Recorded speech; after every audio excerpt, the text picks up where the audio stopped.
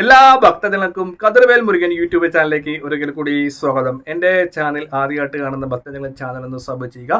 ജ്യോതിഷപരമായ എന്തെങ്കിലും കാര്യങ്ങൾ അറിയാനുണ്ടെങ്കിൽ ഈ നമ്പറിൽ വിളിക്കുക. നിങ്ങളുടെ പ്രശ്നങ്ങൾ ഓൺലൈൻ വഴി കബഡി വെച്ച് പറഞ്ഞു തരുന്നതായിരിക്കും. അപ്പോൾ വിവാഹത്തിൻ്റെ കാര്യം, വിവാഹം വരാൻ ഒരു എളുപ്പ വഴിയുണ്ട്. പലവർക്കും പല രീതിയിലായിട്ട് വിവാഹ കാര്യങ്ങൾ വരുന്നില്ല. എല്ലാവരും ഞാൻ ഈ പറയുന്ന വീഡിയോയിൽ കാണുന്ന വഴിപാടുകളൊക്കെ ചെയ്യുന്നുണ്ട്. എന്നാൽ 100-ൽ 60-80% ആൾക്കാരുടെ കാര്യങ്ങൾ നടന്നിട്ടുമുണ്ട്. എന്നാൽ കുറേ ആൾക്കാരുടെ ഇനി നടക്കാനുണ്ട്. കുറേ അമ്മമാർ വിളിച്ച് പറയുന്നുണ്ട്, തിരുമേനി കാര്യങ്ങൾ നവഗ്രഹാർച്ചന ചെയ്യുന്നുണ്ട്, ആലോചനകൾ വരും, പക്ഷേ വീണ്ടും നടക്കുന്നില്ല. അപ്പോൾ ഈ പറയുന്ന വഴിപാടുകളൊക്കെ ചെയ്യുന്നുണ്ട്. പക്ഷേ നമ്മളൊരു കാര്യം ശ്രദ്ധിക്കേണ്ടത്, ഉള്ള വിശ്വാസം ദൈവാനുഗ്രഹമായിട്ട് നമ്മൾ നഷ്ടപ്പെടുത്താൻ പാടില്ല ആരുടെയും. കാരണം ഞാൻ നേരത്തെ ഒരു കാര്യം പറയാറുള്ളത് തന്നെ, ഈ പൈസ ഇല്ലാത്ത ആൾക്കാരായിരിക്കും കഴിവതും എല്ലാ ക്ഷേത്രങ്ങളിലും പോയി പറയുന്ന വഴിപാടുകളൊക്കെ ചെയ്യുന്നത്. അപ്പോൾ ഒത്തിരി സാമ്പത്തിക നഷ്ടം ഉണ്ടാകും. കാരണം ഇപ്പം തന്നെ എല്ലാത്തിനും പെട്രോളിനൊക്കെ വില കൂടിക്കൊണ്ടിരിക്കുകയാണ്. അപ്പം ഓട്ടോക്കൂലി, ഇപ്പം ക്ഷേത്രം അടുത്തില്ലെങ്കിൽ ഓട്ടോക്കൂലി മുടക്കിയായിരിക്കും ഈ പറയുന്ന വഴിപാടിന് പോകുന്നത്, അവരുടെ പണി വരെ കളഞ്ഞിട്ട്. അപ്പോൾ നമ്മളൊരാൾക്കൊരു കാര്യം പറഞ്ഞു കൊടുക്കുമ്പോൾ അത് വളരെ ശ്രദ്ധപരമായിട്ടാണ് ഞാനത് ചെയ്ത് കൊടുക്കുന്നത്. എന്നെ സംബന്ധിച്ച് പറയുകയാണെങ്കിൽ, ഞാനായിട്ട് കോണ്ടാക്റ്റ് ചെയ്ത ആൾക്കാർ, അതായത് ഒരാളൊരു വഴിപാട് ചെയ്തിട്ടുണ്ടെങ്കിൽ ഞാനവിടെ വിളിച്ച് തിരക്കി അവരുടെ കാര്യം നടന്നില്ലെന്ന് ചോദിക്കാറുണ്ട്.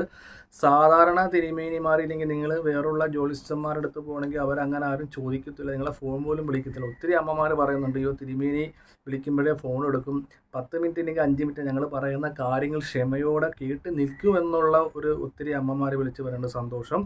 നമ്മളൊരു കാര്യം ശ്രദ്ധിക്കേണ്ടത്, ഇപ്പം ഞാൻ 10 പേരെ പറ്റിച്ച എന്നെ പറ്റിക്കാൻ 100 പേര് കാണും.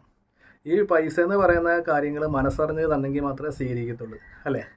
ഒരാളുടെ കയ്യിൽ നിന്ന് പ്രാഗി പൈസ മേടിക്കുമ്പോൾ അതും നാളെ എനിക്കും അതൊരു വിഷമം ഉണ്ടാകും. നമുക്ക് ഉള്ള പൈസ ഇല്ലാതായി പോകത്തേ ഉള്ളൂ. അപ്പോൾ വിവാഹപരമായിട്ട് നമ്മൾ വഴിപാടുകളും കാര്യങ്ങളൊക്കെ നല്ല ശ്രദ്ധയോടുകൂടി ചെയ്യുക. കൂടുതലായിട്ട് വഴിപാടിലേക്കും പൂജകൾക്കും പോകാതിരിക്കുക അനാവശ്യമായി. വേറൊരു കാര്യം പറയുവാണെങ്കിൽ, ഈ വിവാഹ കാര്യങ്ങളിൽ പരസ്പരം ഇഷ്ടപ്പെട്ടെങ്കിൽ മാത്രം വിവാഹം നടത്തുക. അവിടെ ഒരു ജാതകദോഷം ഉണ്ടെന്ന് വെച്ച് ആ ആലോചന മാറിപ്പോകരുത്. ഈ ദോഷങ്ങൾക്കൊക്കെ നമുക്ക് നല്ല രീതിയിൽ തന്നെ പരിഹരിച്ച് നമുക്ക് മുന്നോട്ട് പോകാൻ പറ്റും. ദോഷമൊക്കെ അല്ലേ, ഇപ്പോൾ ഒരു ചൊവ്വാദോഷമുള്ള ഒരു ആളും അല്ലെങ്കിൽ സാധാരണ പാപദോഷമില്ലാത്ത ആളും കല്യാണം കഴിക്കുവാണെങ്കിൽ യാതൊരു കുഴപ്പമില്ല. അതിൻ്റെതായിട്ടുള്ള പരിഹാര കാര്യങ്ങൾ ചെയ്താൽ മതി. അപ്പോൾ വിവാഹ തടസ്സം നേരിടുന്നവർ ചെയ്യേണ്ട ഒരു കാര്യമാണ്, അതായത് നമ്മുടെ വീടിൻ്റെ അടുത്തുള്ള ഏതൊരു ക്ഷേത്രമായിക്കോട്ടെ, ആ ഒരു ക്ഷേത്രത്തിൽ പോയിട്ട് അവിടെ ഒരു ആൽമരം കാണും. ഈ ആൽമരത്തിന് വിവാഹ തടസ്സം നേരിടുന്നവർ, ഇത് പക്ഷേ അവർ തന്നെ ചെയ്യണം, അമ്മമാർ ചെയ്താൽ പോരാ. മക്കളൊക്കെ വിദേശത്താണെങ്കിൽ അവർ വരുന്ന സമയത്ത് അവരെ കൊണ്ട് ചെയ്യുക. പിന്നെ ഇതിൻ്റെ കൂട്ടത്തിൽ ഒരു ചെറിയൊരു വഴിപാടും ഉണ്ട്. പറഞ്ഞു വന്നത്, ആൽമരം കാണും. ഈ ആൽമരത്തിന് 7 പ്രദക്ഷിണം വെക്കുക. 7 പ്രദക്ഷിണം വെച്ചിട്ട് അവിടുത്തെ പ്രധാന ദേവത കാണും. ചിലപ്പോൾ കൃഷ്ണനാകാം, അയ്യപ്പനാകാം, അതേപോലെ തന്നെ ദേവിയാകാം, സുബ്രഹ്മണ്യനാകാം, ഹനുമാൻ സ്വാമിയാകാം. ആ പ്രധാന ദേവതയ്ക്ക് നമ്മൾ ഷർട്ടൂരിയിട്ട് നമ്മൾ ഒരു 7 പ്രദക്ഷിണം കൂടെ വെക്കുക. 7 പ്രദക്ഷിണം വെച്ചിട്ട് ആ പ്രധാന ക്ഷേത്രത്തിലിരിക്കുന്ന ദേവന് ഒരു 5 തിരിയിട്ട്, ഇല്ലെങ്കിൽ 2 തിരിയിട്ട് ഒരു നെയ്വിളക്ക് മേടിക്കുക. നെയ്വിളക്ക്.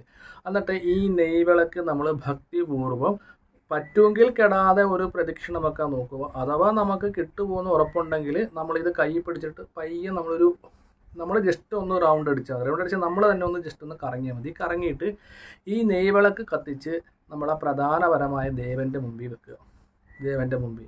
അപ്പോൾ നെയ്വിളക്ക് സാധാരണ വിളക്ക് പോലല്ല, നെയ്വിളക്കിന് പ്രത്യേകമായിട്ടൊരു ഊർജം പകരാനുള്ളൊരു ശക്തിയുണ്ട്. അതായത് ആ ബിംബത്തിന് നമ്മൾ വിശ്വസിക്കുന്ന ആ ഒരു ദൈവിക ചൈതന്യം ഒന്നും കൂടെ പോസിറ്റീവായിട്ടുള്ള കാര്യം ചെയ്യുക. അതാണ് നെയ്യ് ഉപയോഗിച്ച് വിളക്കെത്തിക്കാൻ പറയുന്നത്.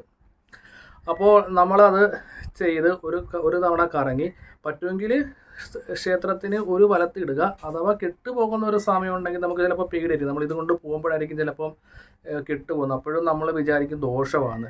പറ്റുന്നവർ വലത്ത് വെക്കുക. ഇല്ലെങ്കിൽ ഈ വിളക്ക് കഴിച്ചിട്ട് നമ്മൾ തന്നെ സ്വയമായിട്ട് ഒരു പയ്യെ ജസ്റ്റ് ഒന്ന് കറങ്ങിയിട്ട് അത് അവിടെ സമർപ്പിക്കുക. ചിലയിടത്തൊക്കെ മൺചിരാതിനകത്തൊക്കെ ആയിരിക്കും തരുന്നത്. മൺചിരാത ആണെങ്കിലും കുഴപ്പമില്ല. എന്നിട്ട് ഈ നെയ്വിളക്ക് കത്തിക്കുന്ന സമയത്ത് തിരുമേനിയോട് പറയുക, തിരുമേനി എനിക്ക് മംഗല്യ തടസ്സമുണ്ട്, മംഗല്യ തടസ്സം മാറാൻ വേണ്ടിയാണ് ഞാൻ നെയ്വിളക്കുന്നത്. പ്രത്യേകിച്ച് അവിടെ ചെയ്യേണ്ടതെന്ന് വെച്ചാൽ, സാധാരണ എല്ലാ ദേവീദേവന്മാർക്കും ചെയ്യുന്ന രീതിയിലുള്ള ഭാഗ്യസുക്ത അർച്ചന തന്നെ ചെയ്താൽ മതി.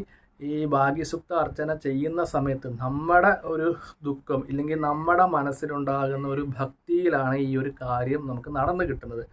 ഈശ്വര, ഇഷ്ടംപോലെ കാര്യങ്ങളാണ് ഞാൻ ഈ വഴിപാടും കാര്യങ്ങളൊക്കെ ചെയ്യുന്നത്. ഇതുവരെ വിവാഹ തടസ്സം ആയിട്ടിരിക്കുക, വിവാഹ തടസ്സമാണ്, വിവാഹം ഒന്നും വരുന്നില്ല. ഈ ഒരു സമയത്ത് നമ്മൾ അവിടെ ഇരിക്കുന്ന ദേവൻ്റെ പ്രാർത്ഥന, നമ്മൾ ആ ദേവനിലേക്കുള്ള എന്തോരം വിശ്വസിക്കുന്നു, നമ്മുടെ മനസ്സും മൈൻഡും തിരുമേനി അത് ആത്മാർത്ഥമായിട്ട് ചെയ്യുന്നു, നമ്മൾ നെയ്വിളക്ക് ചെയ്യുന്നു. അപ്പം അവിടെ ഒരു പോസിറ്റീവ് എനർജി തീർച്ചയായിട്ടും ഉണ്ടാകും. അതായത് നമ്മുടെ ജാതകത്തിലെ ദോഷങ്ങൾ മാറി ജാതകത്തിലെ ഭാഗ്യങ്ങൾ വർദ്ധിക്കാൻ വേണ്ടിയാണ് ആൽമരത്തിന് 7 വലത്ത് വെക്കാൻ പറഞ്ഞത്. അപ്പോൾ ഇത് കണ്ടുകൊണ്ടിരിക്കുന്ന അമ്മമാർക്കൊരു ഡൗട്ടുണ്ട്, മക്കൾ വിദേശത്താണ്, ഇത് ഞാൻ ചെയ്താൽ മതിയോ? അപ്പോൾ അമ്മമാർ ചെയ്യാനാണെങ്കിൽ ഞാൻ നേരത്തെ പറഞ്ഞ വഴിപാടുകളൊക്കെ ചെയ്യുക. പിന്നെ പക്കപ്പിറന്നാൾ തോറും വേണമെങ്കിൽ ഈ വിവാഹപരമായി അവരില്ലെങ്കിൽ ഏറ്റവും കൂടുതൽ അവരുടെ സാന്നിധ്യം ഇല്ലെങ്കിൽ നവഗ്രഹ ഹോമം എന്ന് പറഞ്ഞ ക്ഷേത്രങ്ങളിലുണ്ട്, നവഗ്രഹ ഹോമം ചെയ്യുവാണ് ഏറ്റവും നല്ലത്. അല്ലാതെ വിവാഹം ഒട്ടും വരുന്നില്ലെങ്കിൽ ചുമ്മാ സ്വയംവരവും കാര്യങ്ങളൊക്കെ ചെയ്ത് വെറുതെ കാശ് കളയരുത്. ഒന്നാമത്തെ കാര്യം, നമുക്ക് തന്നെ ഒരു ദേഷ്യം വരും. ഭഗവാനെ, ഞാൻ ഒത്തിരി സ്ഥലത്ത് ഇതൊക്കെ ചെയ്തു, ഒത്തിരി ജ്യോത്സ്യന്മാരെ കണ്ട്, ഒത്തിരി തിരുമേനിമാർ പറയുന്ന വഴിപാട് ചെയ്ത്, ഇതൊന്നും ചെയ്തിട്ട് എൻ്റെ കുഞ്ഞിൻ്റെ വിവാഹം നടക്കുന്നില്ലെന്ന് ഇഷ്ടംപോലെ ആൾക്കാർ ഇത് ചിന്തിക്കുന്നുമുണ്ട്. അപ്പോൾ അതുകൊണ്ടാണ് ഞാൻ പറഞ്ഞത്, നമ്മൾ എല്ലാവരും പറയുന്ന വഴിപാടുകൾ നമ്മുടെ മനസ്സിന് ഒരു തോന്നലുണ്ടാകണം, അല്ലേ? അയ്യോ, ഇവർ ഇത്രത്തോളം പറയുന്ന വളരെ ശരിയാട്ടോ. അപ്പോൾ ആ ഒരു ഇത് വെച്ചിട്ട് വേണം നമ്മൾ വഴിപാടുകളും കാര്യങ്ങളും ചെയ്യാൻ. അധികം സാമ്പത്തികമായ വഴിപാടുകളൊന്നും നടത്തരുത്. കൂടി വന്നാൽ നമ്മൾ ഈ ചെറിയ ചെറിയ വഴിപാടുകളും കാര്യങ്ങളൊക്കെ ചെയ്താൽ മതി. അപ്പം ഞാനീ പറഞ്ഞു വന്നത്, വിദേശത്തുള്ള മക്കളൊക്കെ ആണെങ്കിൽ അവർ വന്നതിന് ശേഷം മാത്രം ചെയ്യും. ഇതൊരു അമ്മമാർ ചെയ്താൽ പറ്റത്തില്ല. ഇത് കല്യാണം നടക്കുന്നവർ പോയി തന്നെ ചെയ്തെങ്കിൽ മാത്രമേ ഈ ഒരു കാര്യം സാധിച്ചിട്ടുണ്ട്. ഞാൻ നേരത്തെ ഒരു കാര്യം പറഞ്ഞല്ലോ, ഈ ഭാഗ്യസൂക്തം ചെയ്യുമ്പോഴും ആൽമരത്തിന് പ്രദക്ഷിണ അവനോൻ തന്നെ അവനോന് വേണ്ടി തന്നെ വിശ്വാസം അർപ്പിച്ച് ദേവതയുടെ മുമ്പിൽ ചെന്ന്, അതായത് നമ്മുടെ വീടിൻ്റെ അടുത്തുള്ള ദേശദേവത, നമുക്ക് ഏറ്റവും കൺകണ്ട ദൈവമാണല്ലോ ദേശദേവത.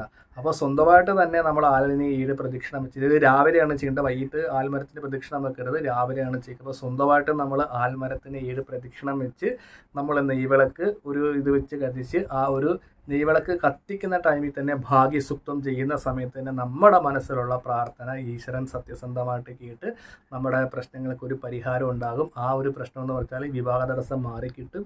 ഇതൊരു 7 ആഴ്ച ചെയ്യുമ്പം ഒരു 4 എണ്ണം ഒക്കെ കഴിയുമ്പോൾ നമുക്ക് അതിനുള്ള കാര്യങ്ങൾ അറിഞ്ഞ് തുടങ്ങിക്കിട്ടും.